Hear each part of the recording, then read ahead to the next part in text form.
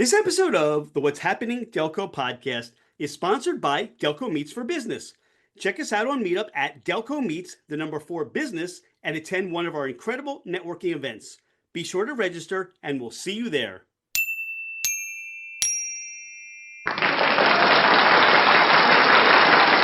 What's happening, Delco? I'm Rich Shane, and welcome to the What's Happening Delco podcast. Today, I'm joined by Nick and Cortney D'Orsaneo of Breaking the Barrier School of Music. Nick and Cortney, welcome to the podcast. Well, thanks for having us, Rich. What is Breaking the Barrier School of Music? So, Breaking the Barrier School of Music is all about breaking down those barriers to make music accessible for every learner. My husband and I both are educators with an extensive history working in the school district of Philadelphia. He has a background in music. I have a background in special education, and we wanted to make that and transform it into accessible music lessons for the community. Our main focus is for the neurodivergent learners. So that means if your kid's got ADHD, if they've got autism, if they've got emotional disturbances like anxiety, depression, music really does help break down those barriers and makes it so that your child can have a well-rounded education. Now, you both have an extensive background in music. What was that moment for the both of you, that spark that said, we are going to create this Breaking the Barrier School of Music? Take us to that moment. Well, I was teaching private lessons for years throughout Delaware County. I started my, music journey at Westchester University for music ed. That's where my wife and I both met, at Westchester. And I was teaching privately throughout the region. And then eventually I ended up at Media Music in, Delco.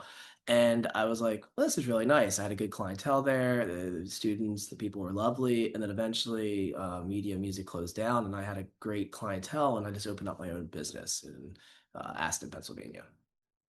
And because we saw a need for the community to have those accessible lessons for special need learners. There's a lot of music lessons in the area that teach, your foundations, your basics, which is fantastic, but there wasn't that need or there wasn't that availability for the people who needed lessons for someone who doesn't learn in the typical way. Right. And at that time, he had just gotten his special education certification. I had been working in autistic support for a while, and we saw how moving music could be for those learners. And we wanted to bring that into the private music setting. So you saw and you've got that feedback, but what have been some of those other aha moments to say, you know what, we were onto something and we're on the right path? Honestly, just working the past 5 years with the business, like we started out really during COVID, which was very tough because we really didn't have any opportunity to grow because we were in a heavy, a market that's already heavy with music lessons, but people needed us to help them. And when they came to our lessons, we made it more family centered. We built relationships with those students. And what I built in Philadelphia, I basically brought to Delaware County with bringing a personable relationship to music education and to the learner and like tiering the lesson to that learner, not making every lesson, the same, but, tiering it to each individual learner and hiring quality music educators. A lot of our music educators at our school are teachers within school districts, or we hire retired music teachers, or we bring in inspiring young music educators who are in the program of like becoming a music teacher. I try my best to only hire educators who are musicians as well, not just musicians who just play music and they, want to do lessons as a way to source an income. We have curriculums that we file to Fidelity. We make sure that we tier the lessons to every person in need. What are some of those instruments that you're bringing to your students that they're learning to play now? Well, we teach all the instruments. We do woodwind, brass, percussion, and string. And we also do other instruments that are required as well. Like we recently had a banjo lesson and a harmonica lesson, which I thought was intriguing because we don't get many banjo and harmonica lessons, but I like it, I'm like, why not, so we do have the instructors for that. And our instructors are multi-diverse in their, teaching. They play multiple instruments. I've really been blessed to get a lot of great music educators into our school. I would say knowing that there's somebody there to teach something. That's we all see, like, we'll watch a video or we'll go to a live performance and you kind of stop and say, I would love to learn how to play that, whether it's the tambourine all the way to, full kit of drums, the tuba, what have you. You Yeah. have the resources there to really address anything anybody wants to learn. We really do. We're small, but we're mighty. Like I said, we've only been open now. This is our 5-year anniversary. We started out right after the pandemic. Originally, our original location was in Aston. It was going to be in Ridley, but unfortunately, due to the pandemic, we had to move to Aston. And we even did operations out of our house when my wife was pregnant during the height of COVID. And it was like insane. I made my house into like a private studio. The basement was, the percussion and piano. Then the living room turned into the waiting room. And then the dining room turned into Miss Michelle's piano palace with voice. And then my wife was just like upstairs in the office, trying to quarantine from everything. So it was like kind of insane. But we built from that, and our clients and our families have stuck with us. I mean, we have had students since the media music days and students that stayed with us since the very beginning. It's been 5 years. We still have a lot of the students that started with us now seeing us grow. It's really remarkable. And I think to circle back on your point about the instruments and being able to offer everything, I think the nice thing that we offer is, like he was saying, all of our teachers do have their music degree or pursue a music degree. So if I come in and I say, hey, I think my kid wants to learn drums, but I'm not sure. And then the kid walks in and says, well, I actually want to play piano and drums and maybe sing a little bit. Our teachers can accommodate all of that. It's not like they're just a drum teacher and that's all that they can teach. They can teach you guitar, drums, piano, all in that half hour. So it's a nice mixture. And as the kids grow, then they say, hey, all right, I did all of that, but now I really want to just focus on one instrument, right? So I think being able to be versatile in that area has really helped building those relationships with our students too. Right. When you're young, you see something, you gravitate towards something, and it might not be really what gives you the most joy. And then you see other people in your school, they're doing that, and you're thinking, well, maybe I want to transition into that. I can try it out. So giving everybody a chance to at least be exposed to something and then find that path and say, all right, I did this, now I want to do that. That is really awesome. Well, thank you. Thank you. Thank you. You're both an inspiration. And to the community, to people that kind of stop and say, well, I don't know. I don't think my child is kind of cut out for that, or maybe can't learn the way other kids learn, and that shouldn't be for them or something, because sometimes we all put limitations on ourselves, or we have those imposed limitations. As you inspire, who inspires and motivates the both of you?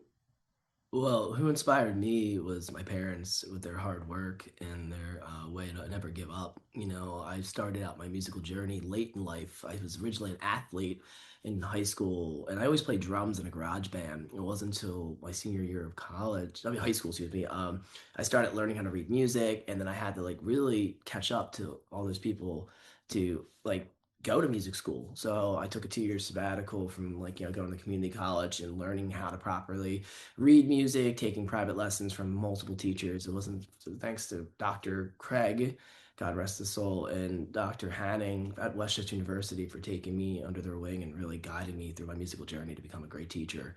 And and Courtney, I guess you could answer this question. You did music your whole life. I mean, your family's in the military band. You want to elaborate on that? Yeah, so for me, music was just always there, right? Like my mother was in the military band for 20 years. It was one of those things I grew up with. It was expected of me.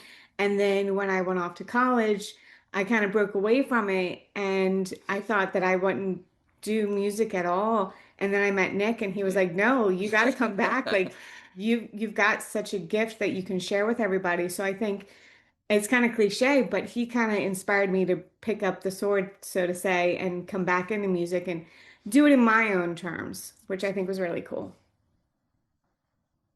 From the both of you, what you really illustrate is A, it's never too late, and B, it's never too early.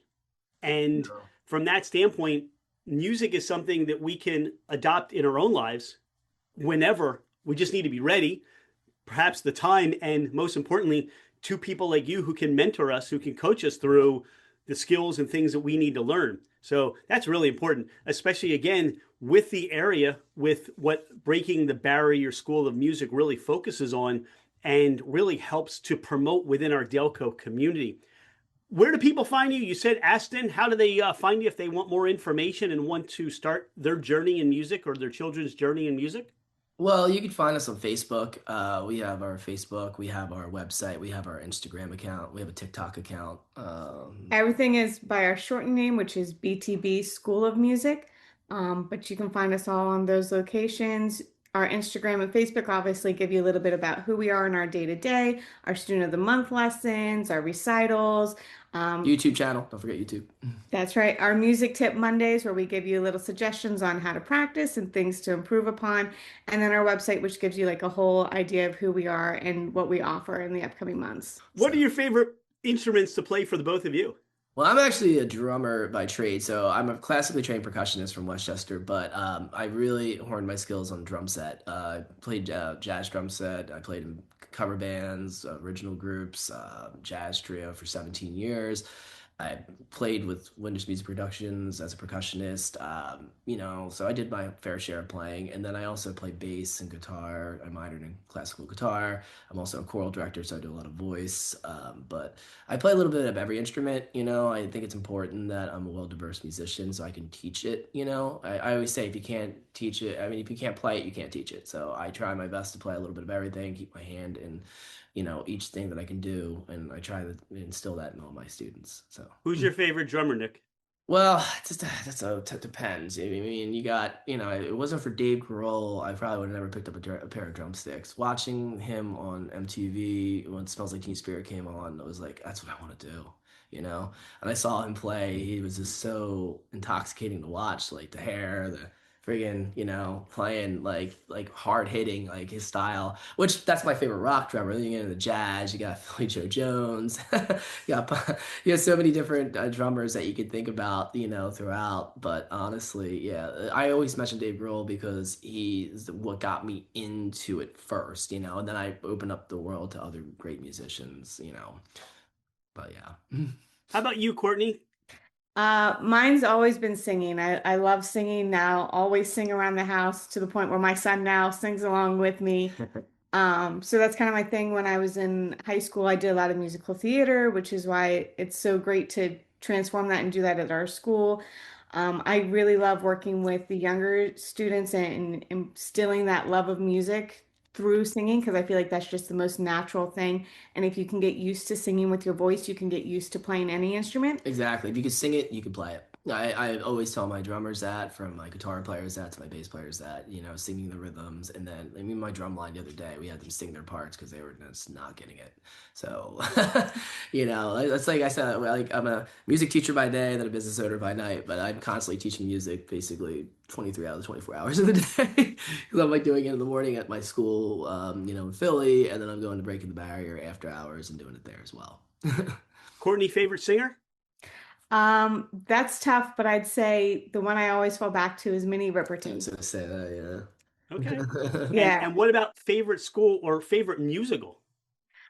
Oh, Oh, well, I mean, I know what you're Wicked saying. probably. I know it's a little cliche right now because the movies came out, but like I was an original diehard Kristen Chenoweth, Idina Menzel, like What about Phantom of the Opera? I thought that was your original jam.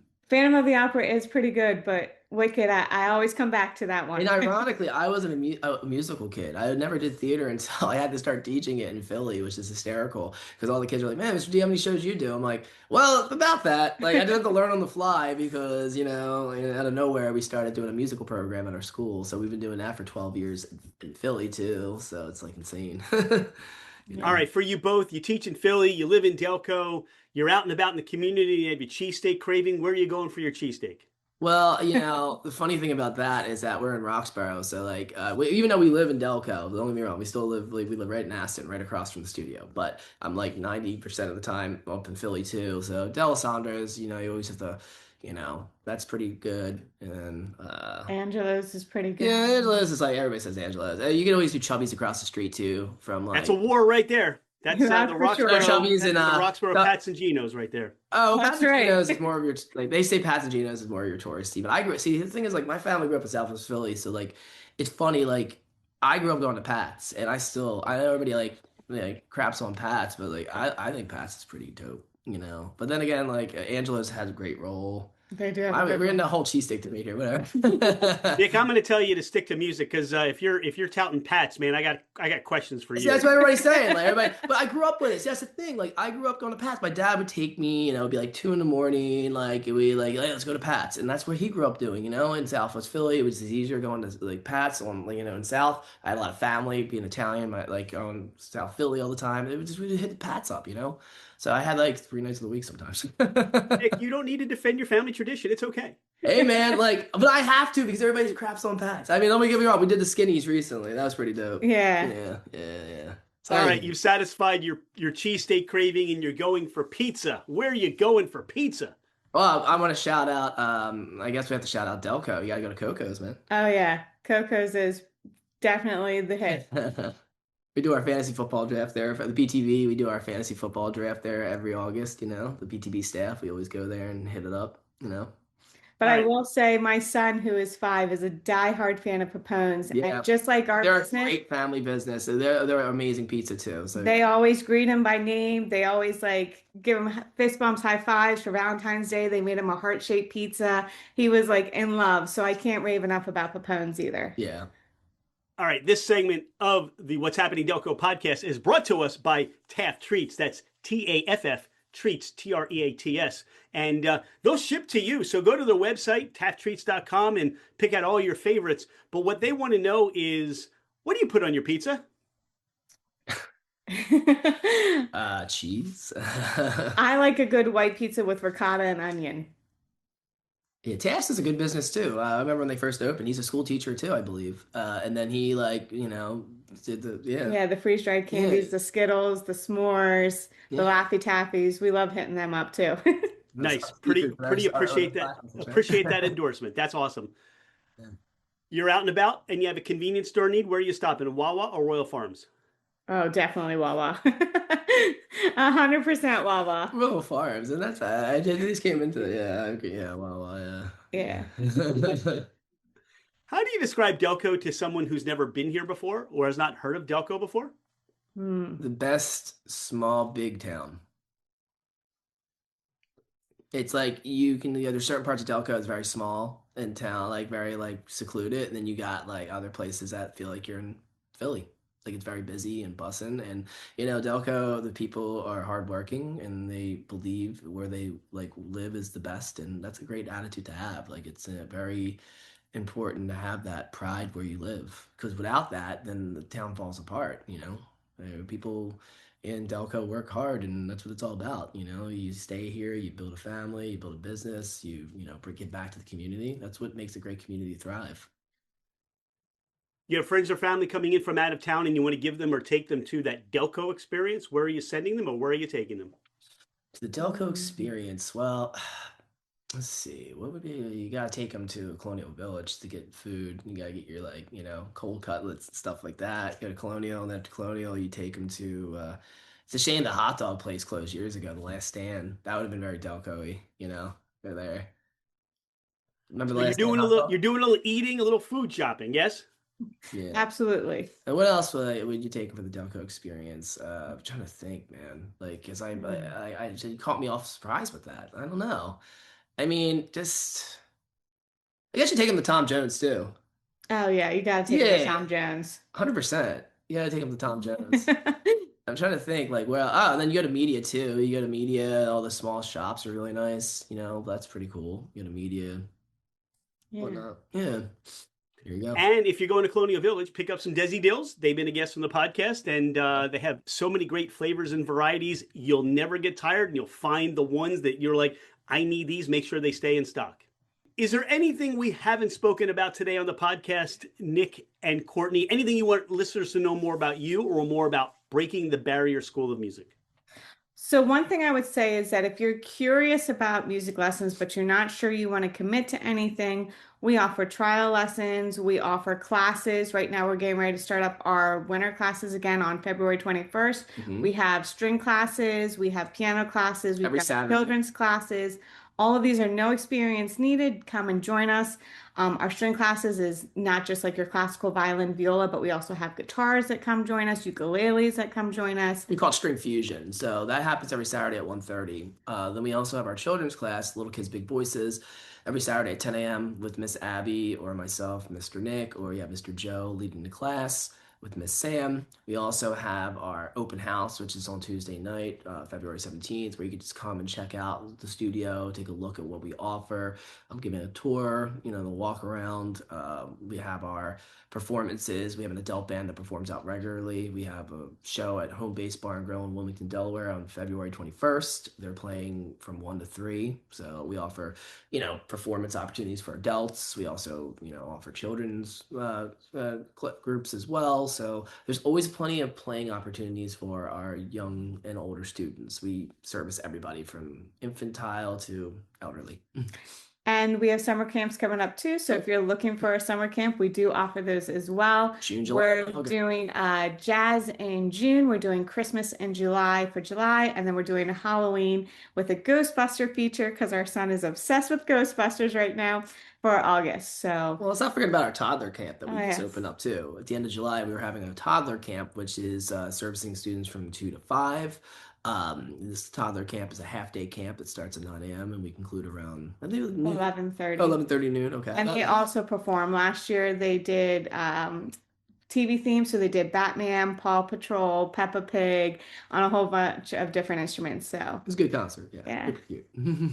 I'll tell you what, you run down the list, you bring a smile on my face just imagining what joy that you provide to the community. Thank you for all that you do to the Delco community, what you share, what you bring. Look, check out their website, check out their socials. Remember, you got to like and share and comment. Let them know, you're out there. Let us know on the What's Happening Delco side of things, what you thought about the podcast today. And really grateful and appreciate you taking the time to speak to us. Courtney, you want to take us home with a little Wicked?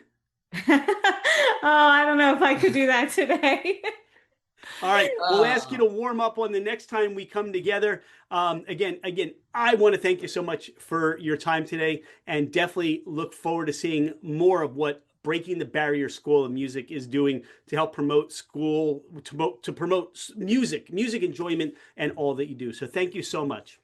And thank you so much for having us. This has been a pleasure. Yep. It's been an honor to be on the show. I've heard such great things about it. And I was like, wow, we're actually going to be on this podcast. It's pretty fire. We're super excited. And we just check us out, Delco. Like I said, we're fairly new, but I'm telling you, you won't regret it. We will make it worth your while. And check us out at btbschoolmusic.com. You can sign up for lessons there, try our trial lesson, of course. And if you don't want to do a trial lesson, just come reach me, Nick, the owner, and I will definitely take you throughout the school for a tour. Outstanding. Nick and Courtney, thanks so much today. Take care. Thank you, Rich. Hey, it's Rich. Thank you so much for being a listener to the What's Happening Delco podcast. I appreciate you taking the time out of your day to learn more about the people and businesses in our community.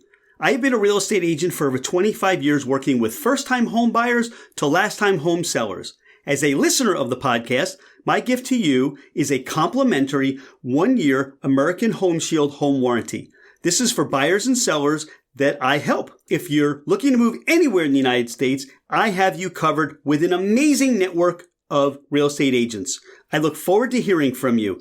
My direct line is 215-313-3777, or you can email me at rshaneremax@comcast.net. Oh, by the way, I am never too busy for any of your referrals.